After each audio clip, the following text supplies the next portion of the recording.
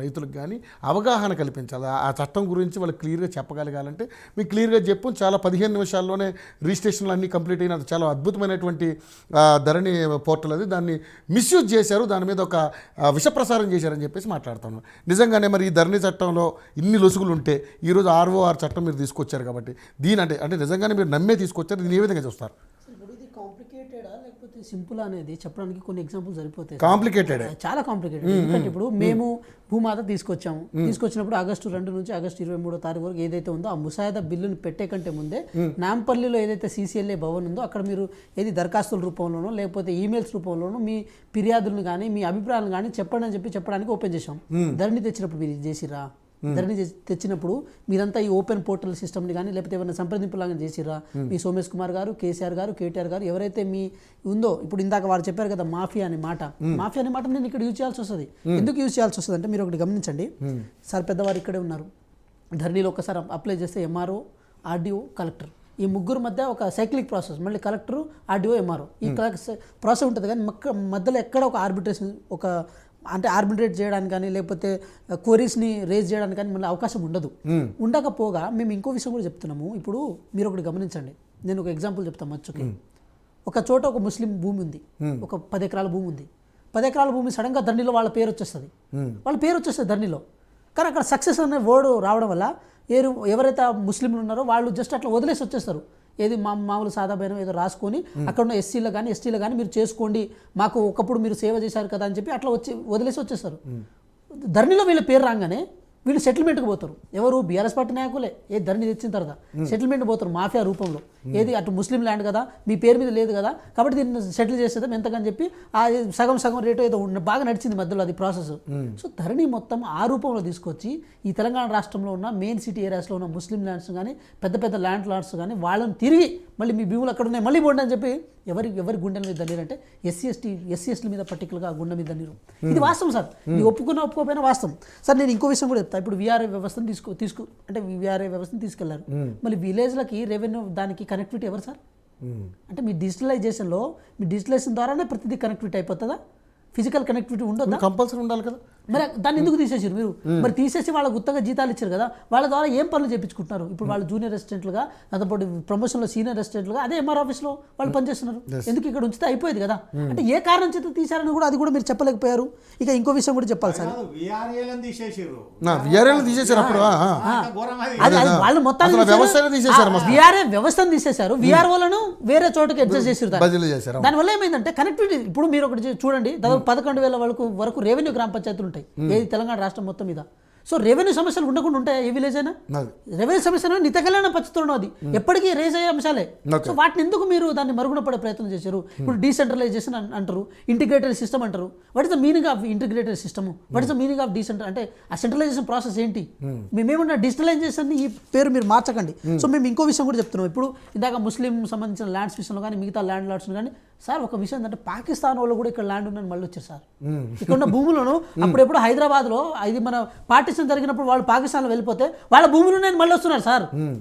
ఎవరు అసలు ఎంత ఘోరంగా అంటే సార్ ఇప్పుడు ఇప్పటికీ ఆ సమస్యలు ఉన్నాయి.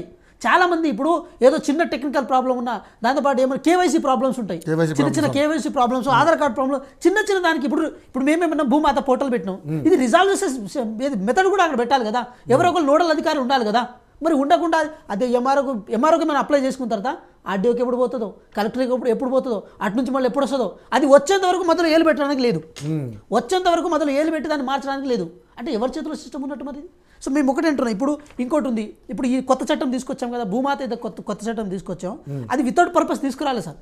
ధరణి సమస్యను రిజాల్వ్ చేయడంతో పాటు అంటే మీరు ధరణిలో ఎటువంటి సమస్యలను మీరు మీ దృష్టికి తీసుకొచ్చి దాన్ని ఏ విధంగా దాన్ని ప్రాబ్లం క్లియర్ చేసే పనిలో మీరు పడ్డారు? ఎందుకంటే ఇది ఎవరు మన సునీల్ కుమార్ గారు దాని కూడా చాలా చక్కగా చెప్పారు. సో నిజంగానే ఆ రకమైనటువంటి కార్యక్రమాలు జరుగుతున్నాయా? ఎందుకంటే మీరే ఎలిగేషన్ చేశారు గట్టిగా అప్పుడు. ఎందుకంటే ఆ ధరణి చాలా పెద్ద ఇది ఒక బూటకం, ఇది KCR ఆడుతున్న పెద్ద డ్రామా కింద మీరు అభివర్ణించారు. సార్ ఒక చిన్న ఎగ్జాంపుల్ చెప్తా సార్. ROR ఉంది. ROR సార్ 1971 నాకు తెలిసి మొదలు 1935 లో కూడా ఉంది. 1971 ఇప్పుడు 1971 దాన్ని మార్చేసి వచ్చి మళ్ళా ఇప్పుడు దాన్ని మార్చి ఇప్పుడు 2024 ఏదైతే ఉందో కొత్త 6 చట్టం దాన్ని మనం 71 తర్వాత 79 లో అయింది, మళ్ళీ 89 లో అయింది, తర్వాత అంటే 2004 మేము తీసుకున్న బేస్ మాత్రం 71 సార్. మదర్ డాక్యుమెంట్ అది. మదర్ డాక్యుమెంట్ ఏది మన ఇండియన్ కాన్స్టిట్యూషన్ 1935 అట్లా మదర్ ఇదో దాన్ని అమెండ్మెంట్స్ చేసుకుంటూ వస్తా ఉన్నారు. దీన్ని కూడా అట్లే మార్చే ప్రయత్నం చేసాం సార్. దీంట్లో ఇప్పుడు కేంద్ర ప్రభుత్వం భూధార్ అనేది ఒకటి తీసుకొచ్చింది. భూధార్, అవును, yes. మనకు ఆధార్ ఎట్లా ఉన్నా భూధార్ తీసుకొచ్చి ఇప్పుడు మన గూగుల్ మ్యాప్లో ఏదైనా చూసినప్పుడు యూఆర్ఎల్ నెంబర్ ఏదైనా ఉన్నదనుకోండి, లొకేషన్ నెంబర్ వచ్చేస్తుంది. ఏది పైన డాట్స్ లాగా, ఏది మన నార్త్ సౌత్ అనేది ఒక డాట్స్ లాగా అట్లా వస్తుంది. ఇప్పుడు ఇక్కడ కూడా ఇది భూధార్ అనేది తీసుకురావడం వల్ల దానికి ఒక ఏది మన ల్యాండ్కి సంబంధించిన ఒకటి కొత్తగా వస్తుంది. అది ఎట్లా ఇప్పుడు యుఎల్పిఎన్ అనేది ఒక నెంబర్ ఉంటుంది. ఆ యుఎల్పిఎన్ నెంబర్ అనేది దీంట్లో యాడ్ అవుతుంది, కొత్త 6 దాంట్లో యాడ్ అవుతుంది. ఇంకో విషయం అంటే రిసోర్సెస్ మేనేజ్మెంట్ విషయానికి వచ్చినప్పుడు మీరు ఒకటి గమనించండి. ఒక పెద్దవారు అంటారు, ఈ భారతదేశం చాలా సంపదతో కూడుకున్నది, కానీ ఆ సంపదని వాడుకోవడంలో మనకున్న ఇక్కడ సిస్టమ్ ఉంటుంది కదా, అది కోఆపరేట్ చేయదు. ఇప్పుడు మీరు గమనించండి, ఇప్పుడు వీరు ఒక గ్రామకంఠం ఉంటుంది, గ్రామకంఠంలో ఏదైనా భూమిని మనం తాకట్టు పెట్టుకుంటే దాన్ని రిసోర్సెస్గా మార్చుకోవచ్చు. కానీ గ్రామకంఠం ఏముంటుంది, అది ప్రాపర్ వేలో అది ఏది రిజిస్టర్ కాదు, అది రికార్డ్ కాదు. సో ఇక్కడ మనం తీసుకొచ్చిన భూమాత కూడా అటు గ్రామకంఠ అంశాలను కానీ, లేకపోతే ధరణి రిజాల్వ్ అంశాలను కానీ, R1 చట్టం కానీ, దాంతోపాటు విఆర్ఓ వ్యవస్థను తిరిగి తీసుకురావడం, విఆర్ఏ వ్యవస్థను తిరిగి తీసుకురావడం. ఇప్పుడు మేము ఏమంటున్నాం సార్, ఒకప్పుడు మీకు ఇంకో ఎగ్జాంపుల్ కూడా చెప్పాలి. సార్ చెప్పారు మేము క్యాస్ట్ అప్లై చేసుకుంటే సార్, ఇప్పుడు మేము క్యాస్ట్ అప్లై చేసుకుని ఇంకా అప్లై చేసుకుంటే ఎంఆర్ ఆఫీస్ చుట్టూ తిరగాలి. అవును. అదే విఆర్ఓ కనుక ఉండుంటే ఒక ఫోన్ చేస్తే వారు మా కోఆపరేట్ చేసేటోళ్ళు. అరే మా విలేజ్ నుంచి ఒక వ్యక్తి, ఎందుకంటే లేస్తే మా మొహం చూస్తారు కదా సార్, ఈ పిల్లగాడు ఎలాంటి వాళ్ళు, వాళ్ళు ఎలాంటి వాళ్ళు, వీళ్ళ భూమి ఎక్కడ, వాళ్ళకి తెలిసేది. కానీ ఇప్పుడు ఎంఆర్ఓకి తెలుసా సార్, వాళ్ళు ఒక ఆఫీసర్స్, వాళ్ళు ఇట్లా వచ్చి అట్లా వెళ్ళిపోతారు. సో ఎంఆర్ ఆఫీస్ చుట్టూ తిరిగినప్పుడు ఇక్కడ ఏంటి, ఇప్పుడు అవినీతిని తగ్గించినట్ట పెంచినట్ట? మేమేమంటున్నాం, సోమేష్ కుమార్ గారు బాగుపడడం కోసం మీరు అన్ని ప్రయత్నాలు చేసి సోమేష్ కుమార్ గారిని అడ్డం పెట్టుకొని అటు ముస్లిం ల్యాండ్స్ని, దాంతోపాటు పెద్ద పెద్ద పెత్తందారులను బాగుపెట్టే ప్రయత్నం మీరు చేసి మళ్ళీ దాన్ని ఒక ఇంటిగ్రేటెడ్ సిస్టమ్ తీసుకొస్తారని చెప్పి మాఫియాని మీరు చెప్తున్నారు. ఎవరు మాఫియా, ఎవరు సెటిల్మెంట్లో ఇచ్చేసారు, ఏ బీఆర్ఎస్ పార్టీ నాయకులు ఎక్కువ సంపాదించుకుని మీరు చెప్తే కూడా అయిపోతుంది కదా. ఎందుకు ఎమ్మెల్యేల మీద ఎలిగేషన్స్, ఎందుకు చాలా మంది మొన్న ఎమ్మెల్యేలు ఓడిపోయారు, మీకు కారణం తెలుసండి? ఈ ధరణిలో రిజాల్వ్ చేయడం కోసం ఆర్బిట్రేషన్ అంశాన్ని సెటిల్మెంట్గా మార్చి ఎంతోమంది ఎస్సీ ఎస్టీ బీసీల దగ్గర పైసలు తీసుకొని ఎంత ఆగం చేశారు మీరు. సో మేమేమంటున్నాం, మీరు తెచ్చిన సిస్టమ్ అనేది ఈ ఏది భూములను రేట్లు పెంచడం కోసం అక్కడ కాలేదు, భూములు రేట్లు పెట్టడానికి కారణం వేరు.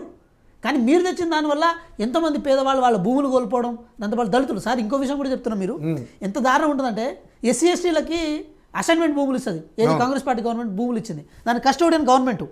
కానీ ఆ భూములను తీసుకుపోయి ఆ హరితవనాలకు, ఆ పోలీస్ స్టేషన్ కొత్త వచ్చిన కలెక్టర్ ఆఫీసులకు, దాంతోపాటు శ్మశాన వాటికలకు వాటికి వాడుకున్నారు సార్. ఇది గవర్నమెంట్కి ల్యాండ్ లేవా, ఉండవా? మేమేమంటున్నాం, చిత్తశుద్ధి ఉంటే ల్యాండ్ అక్విజిషన్ చేయాల్సి ఉండే. సో మేమేమంటారు, ఒకటే విషయం చెప్తున్నాం సార్, ఇట్లా భూముల గురించి మాట్లాడుకొస్తే గత 10 సంవత్సరాలుగా మీరు విధ్వంసం చేశారు. గౌరవ మంత్రి గారు పొంగులేటి శ్రీనివాసరెడ్డి గారు కూడా అసెంబ్లీ సమావేశాలు ఇదే మాట చెప్పారు. దానికి మీరు ఆన్సర్ కూడా చెప్పేది ఉండే. కానీ మీకు తెలుసు ధరణి పోర్టల్ వల్ల ఎన్నో ఇబ్బంది జరిగింది, మా దగ్గర కూడా ఎన్నో క్వారీస్ వచ్చినాయి. మళ్ళీ ఇంకో విషయం చెప్పనా సార్, ఇప్పుడు ధరణి పోర్టల్ ఏదైనా ఇష్యూ జరిగినప్పుడు అది రిజాల్వ్ చేయడానికి మళ్ళీ మెథడాలజీ లేదు. మెథడాలజీ లేనప్పుడు అంటే సమస్య లేనట్ట. ఓకే. సో ఇది సార్, సో మేము ఒకటే అంటున్నాం, భూమాత అనేది ధరణికి ఒక స్వచ్ఛమైన పరిష్కారం. మీరు ఒప్పుకున్నా ఒప్పుకోకపోయినా ఒక స్వచ్ఛమైన పరిష్కారం. ఇంకా కొన్ని విషయాలు దాంట్లో యాడ్ అవుతున్నాయి. ఇంకో విషయం ఏంటంటే, సరే భూమి అనేది ఎప్పటికీ ఒక ఏది తెగని పంచాయతీలు సార్, ఎక్కడొక లిటిగేషన్స్ ఉంటాయి, ఎక్కడొక్కడ ఇబ్బందులు ఉంటాయి. కానీ అల్టిమేట్గా కాంగ్రెస్ పార్టీ ధ్యేయం ఏంటంటే దీనివల్ల పేద ప్రజలు, ఎస్సీ ఎస్టీలు పర్టికులర్గా వాళ్ళు డ్యామేజ్ కావద్దన్న ప్రధానమైన అజెండా సార్.